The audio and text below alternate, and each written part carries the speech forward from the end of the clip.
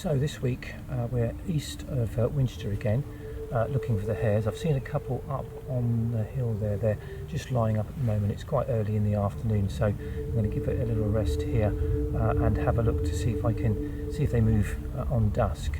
It does give me a bit of opportunity to speak about where I'm filming from. You can probably see up on the hill there is a little monument. It's called Horse Monument. It's at Farley Mount, and it's been there since about the 1700s. So the mound itself goes back to the Bronze Age. There's no evidence of it being a burial mound, but the Celtics and the pagan religion found these places very important.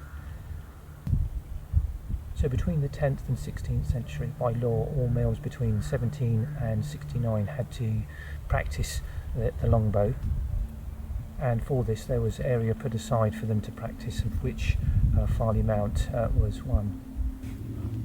So as Farley Mount is one of the highest places in Hampshire, it was used in the beacon network across Hampshire. So as a beacon hill, it would transfer the signals from the Isle of Wight all the way through to North Hampshire and beyond of any impending invasion. The monument itself was built by Paul at St John. He built it as a memorial to a horse that he owned. In 1733 he was out on a fox hunt and misjudged a jump and ended up jumping 25 feet into a chalk pit. Not very good. And then a year later, in 1734, he rode it to win a local Winchester race. In the race he named it Beware Chalk Pit, which was slightly more than imaginative than his original name, which was Fox Hunter. So as dusk approached, the hares came out from the hedgerows and onto the fields. What I found is over the last couple of days that I've been looking for the hares, there's two approaches that you can take. There's one where you can try and stalk them, but the disadvantage of that is you're walking around, you're potentially making lots of noise, and their hearing is really, really good. By far the best approach is to observe where they're moving. They're a bit like roe deer. They're very habitual in the places and the movements that they have. They tend to go up and down certain tracks. So if you can see where they're going regularly, then get there about half an hour before dusk. Lie down as low as you possibly can and take up position and wait. It's a bit of a waiting game, and this is what I did here.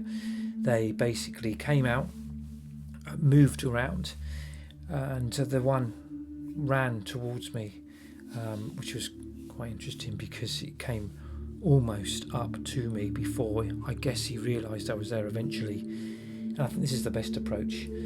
It's possibly for me that I'm approaching 60, and I did find it a little bit arduous, but I got the capture, I got the image that I was after, which I was really pleased.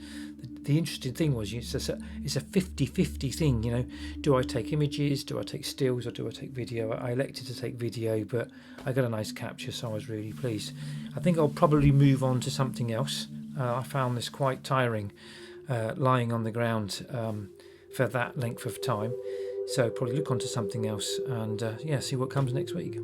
As always, I hope you've enjoyed the video. If you've liked this content, then please subscribe and like, and hope to see you in the next one.